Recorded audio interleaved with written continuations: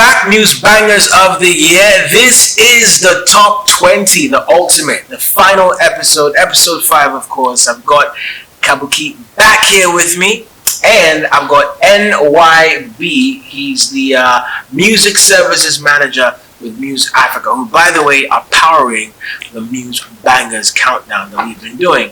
So you guys are welcome. Thank you. You already heard from Kabuki in episode 3, so we're jumping straight to you. NYB, tell us a bit about you, bro.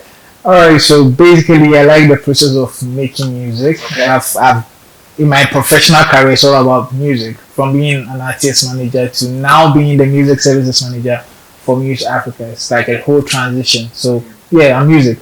That's really dope, man. So from your perspective, 2020, you just summarize that for me from where you stand as a music services manager. Yeah, basically 2020 was amazing. We thought the pandemic would rather slow the industry down, but yeah, we're fortunate. We had loads of music.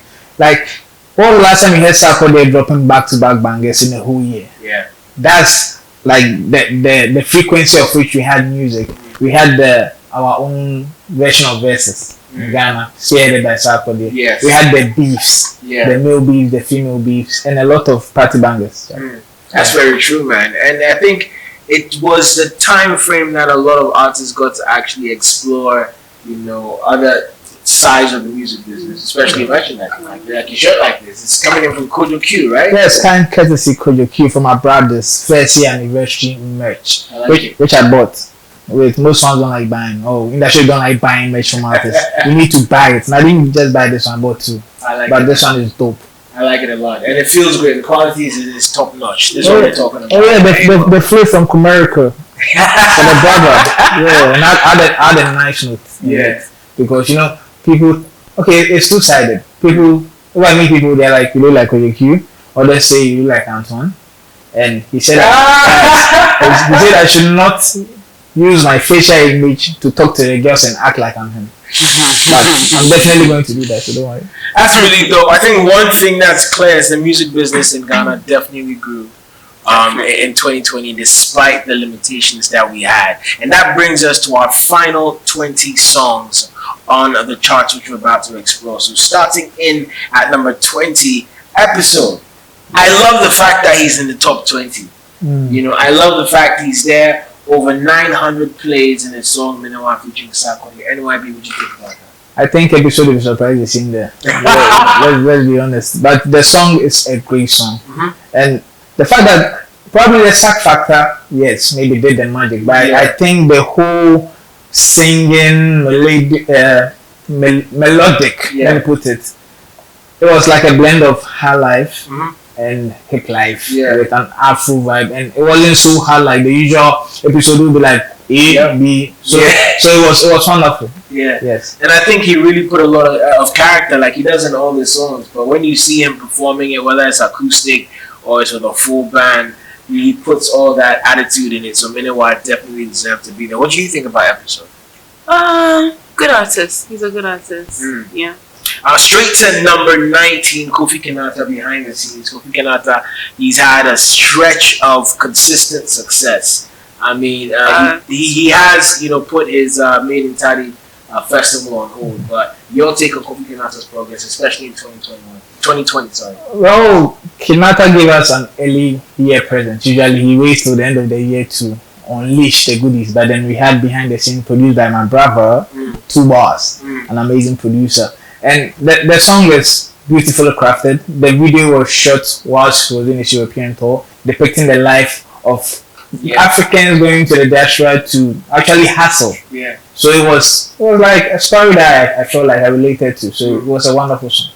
Yo, KOFI KINAATA to the world. Yeah. He has a way with words. He has a way with words. So I like that a lot about him. And music. one thing I noticed is you saying he has a way with words is he cuts across. There are loads of elderly folk who actually love his music and tout him as, you know, one of the best songwriters they've had in their lifetime. And that's serious for somebody in their 45s to 60s to actually tout you as a great songwriter. Means, you know, comparing you to the greats of yesteryears and saying you're still in there. So that's fantastic. I was talking about Sarkodie. He's next on the list at number 18. Again, you mentioned it. He's had back-to-back singles this year.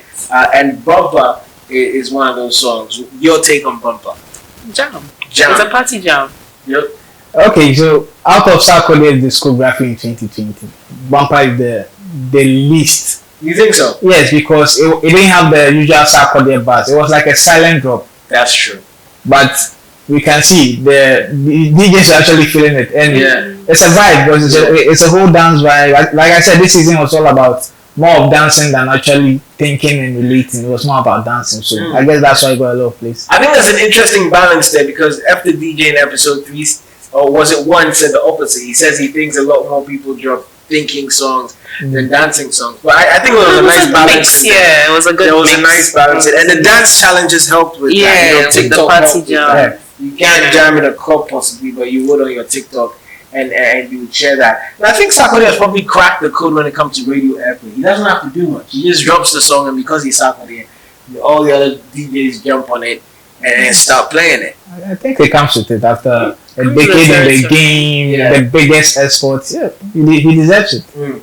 Jumping straight to number 17, one man, that's Kidi again, this time featuring Adina. Consistent. That blue EP is all over, the charts. African Party from Stonebwoy as well, over 900 plays. A bit of controversy when that song came out. African Party sounded like party after party, but the song did the trick for him, didn't it? The video was a vibe. The video, I think, one of the best videos I've seen this year. For the song, we know he got the inspiration from Victor's Party After Party. He says he didn't, but we know the melodies. We know. It felt like maybe he didn't, but it felt like it. Yeah, he definitely did. How can I tell him what he definitely did? Because when you listen to the melodies, you know where this song is coming from. Party After Party. It came from Victor. We cannot say you don't hear the song before you dropped it. That one day, you know how big. Another Sarkodie in at number 15, Fahoukame featuring Tulenke. Great collaboration. I think Sark spotted, like we were talking about, Tulenke's had a great 2020 as well. He's coming strong. He's got the hooks and all that. So for him to put Tulenke on this record was dope. Straight to number 14, Kelvin Boy. We've spoken about his success already, but NYB, I want to hear from your perspective. He had Momo featuring Darker Vibes and Mugiz. How important or how significant was Kelvin Boy's success in 2020 from your perspective? Okay, so Kelvin Boy is blessed with the vocals. In fact, he's so talented to the fact that it overshadows his character. Usually in Ghana, when they say you are not humble or you don't know how to speak, they try to overshadow your talent. But Kelvin Boy's talent is so huge that even if you feel disrespected by him, you are going to play the song. And he featured amazing action. Mugiz, we all know Mugiz. I think Darker Vibes. Yeah. Like the record is a mood. Yes, and it's Momo. Nowadays, everybody likes Momo. Hey, who doesn't? Who don't like Momo? We're checking out the video for it when we come back. It's Muse Bangers of the Year, the top 100, powered by Muse Africa, and brought to you kind courtesy Good Music. We'll be right back.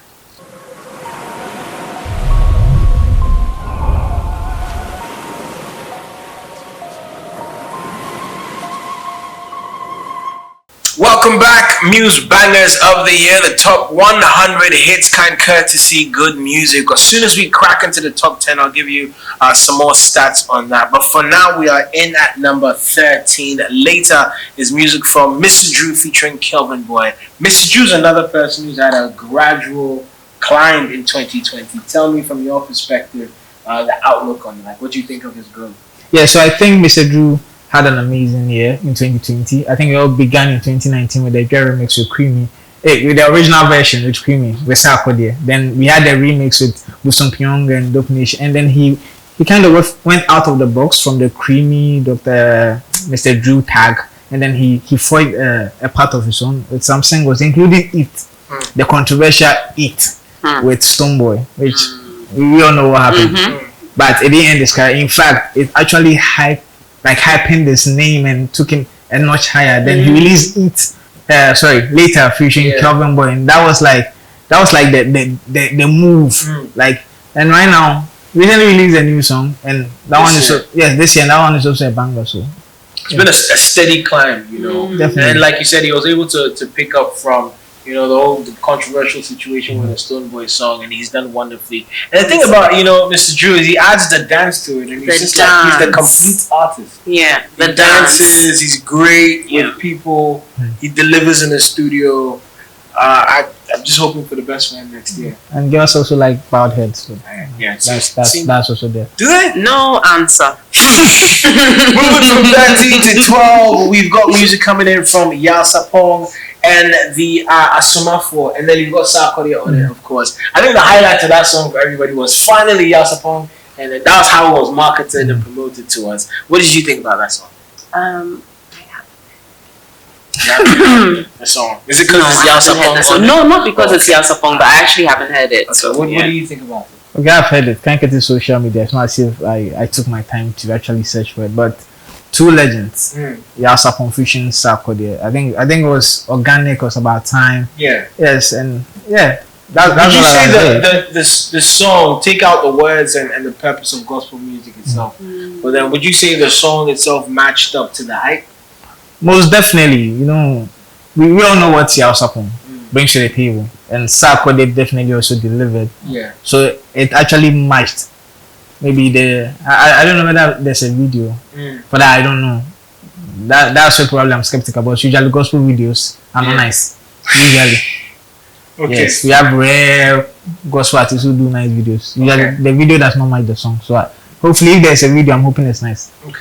Okay, I'm moving forward straight to number 11. We've got No Darling. That's some music from Ketcha and Kuami Eugene. Very flashy video. I don't know if you've seen it. Very flashy. And Ketcha have that vibe when it comes to the choruses.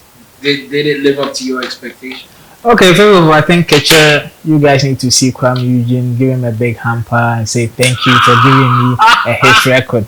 Well, because let's not kid ourselves. No Darling came before Open Gate. No Darling came out exactly July 31st. It wasn't a bang. Immediately it came out. It was gradual. Yes, in fact, it became a banger after Open Gate blew. You think so? Yes.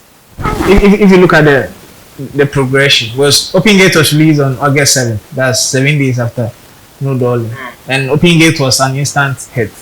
Then from that pool, the whole Kuami Eugene effect brought No Darling. But the video was dope. In fact, Ketcha is known for party bangers, so it wasn't really surprising. Party bangers and very dope visuals as well. They've always done well. Yes, and now they have the money. So. All right, guys. Big shout outs to the folks over at, and they've got a really good team behind them now. Yes. A team that's hungry to see them, pop back up there. Straight to the next song on the list, we've got Long Life. It's Famia featuring KINAATA in at number 10. I think we've spoken about Famia and how his growth this year has been very phenomenal. So big ups to him. Kuami Eugene's Open Gate is in at number 9. That is actually no surprise. I think it was the perfect song for the perfect time. They were just about to lift the ban on lockdown and all these measures, and it was like Open Gate. Then people started having events again during that same time. So perfect timing. That's the Lynx effect, isn't it? And also the Wale Sebe Contemporary effect. That's the golden moment of the song. In fact, that's what I think people were like, let's trolling for it, but then they were actually making the song bigger with the whole Wale Sebe. And it cuts across to the older generation as well, which is something that he tends to be able to do. The Lynx effect. They know what to put in the song to make it catchy and to make it catch fire. So big ups to them for that. Again, they're shown out in that song. Let's move on to the next track in there. We're going straight to another viral song. In at number 8, you've got Stonebwoy's Putu. Prayer song. What do you guys think about it? Okay, for me, Putu is a big song. But I felt Putu took the shine away from Amlonga Junction. Because he had dope quality songs, which we all know Stonebwoy usually takes like 2 years to promote his albums before he starts releasing fresh material. But Putu simply cut short all the other songs. But then Putu went viral. In fact, there was a leak or a supposed leak, which later manifested into a song, and they will say the rest is history. The rest is history. But Stonebwoy definitely representing heavy when it comes to the top 100 list. Let's move up. This is a classic song. I love Asabone. It was just very refreshing. the sound, the music video, and of course the fact that they had Busum P. Young on it. Let's talk about Busum P. Young for a minute before we go into the video.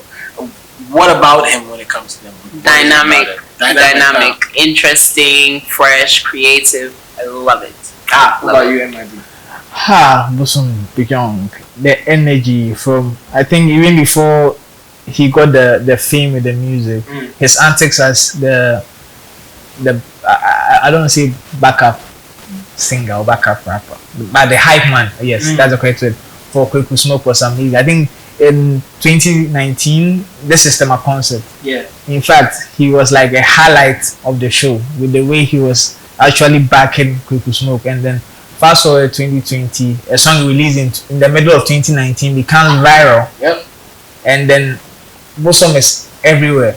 But concerning the song, I think Ghanaians actually missed the Boga High Life vibe. Yeah. Because most of the sound are typical Afrobeat jam or it's typical High Life. So I feel a lot of people took advantage of that whole vibe and give us a classic number. Yeah. Yes. Yeah. A lot of people did that. And it's similar to what Yapono did with 1997, which we spoke about in episode 3 as well. So classic song, we've got the visuals for it. Check it out. This is Muse Bangers of the Year. We're counting down the top 100. We got just a few more songs to the number 1 spot.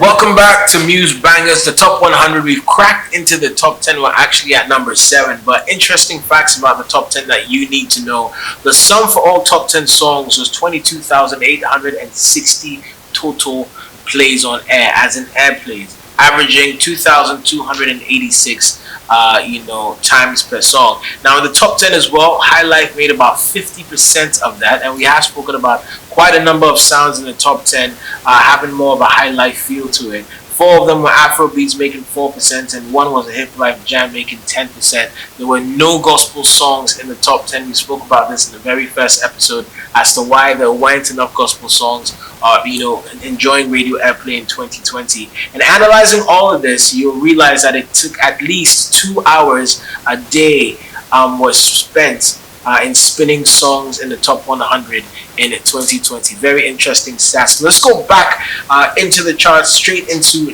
number 6, I believe. We have music coming in from Adina and Stonebwoy, Take Care of You.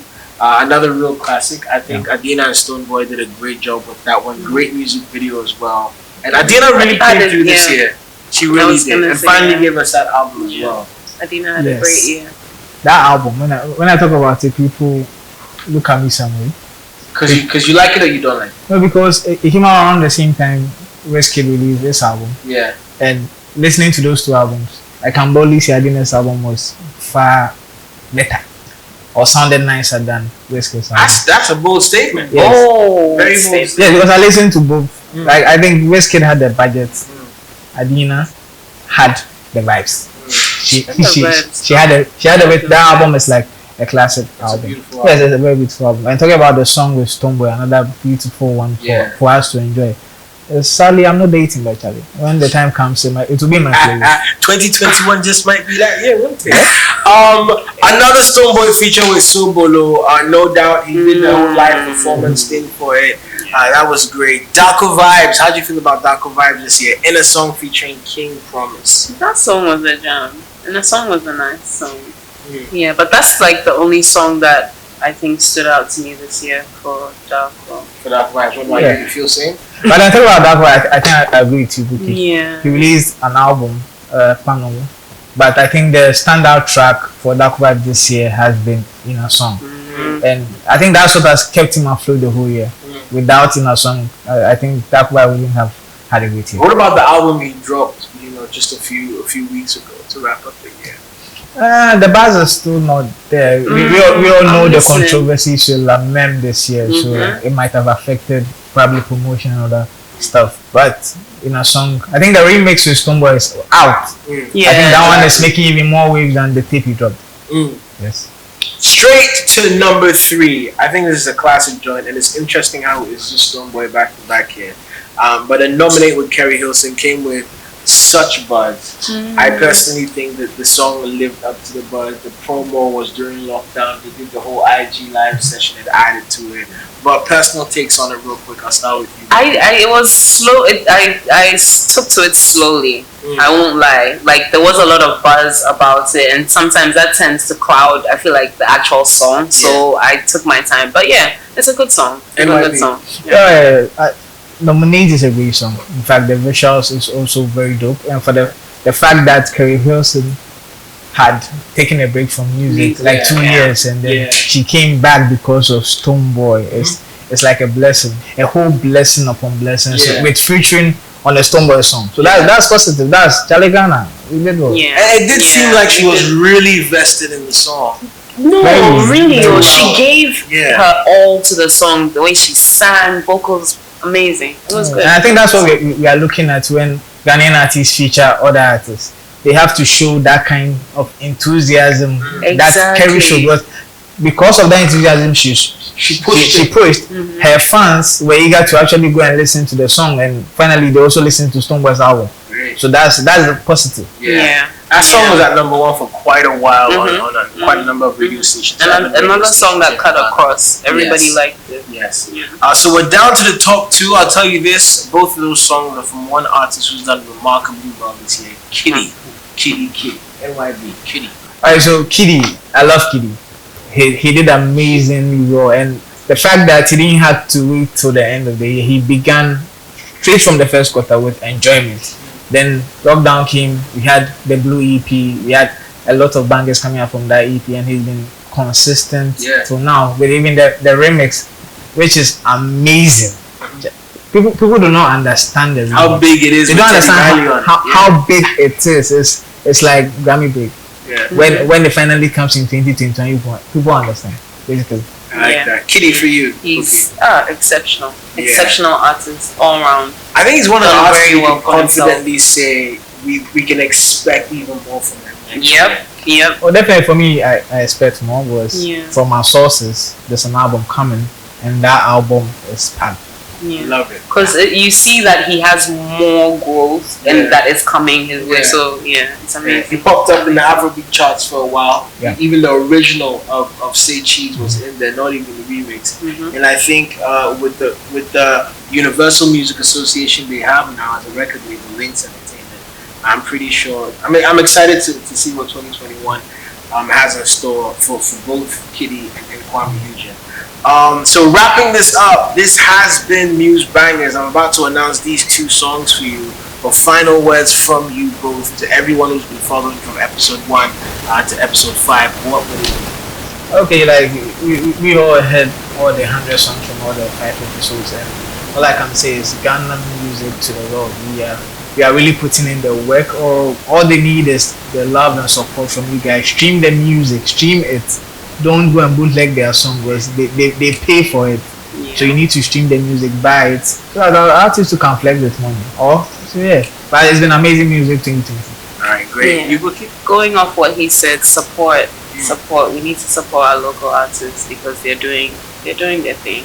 Great. Well, thank you both for coming through. Thanks to all the other DJs and music lovers who joined us right here on Muse Bangers, counting down the top 100 Ghanaian songs of 2020. The top 2, like I said, are both from Kidi. In at #2 is Say Cheese, and at #1 is absolutely no surprise. It's the hit record Enjoyment. Alright, my name is Antoine Mensah. This has been powered by Muse Africa. And again, a special thanks to Good Music for giving us that list, all the analytics, all the stats of music that's been played on the radio airwaves. Remember, over 15 million people. That's the combined coverage of Good Music stats. So bless up, Antoine Mensah here. Catch you guys again next year. Enjoy the rest of your holiday season.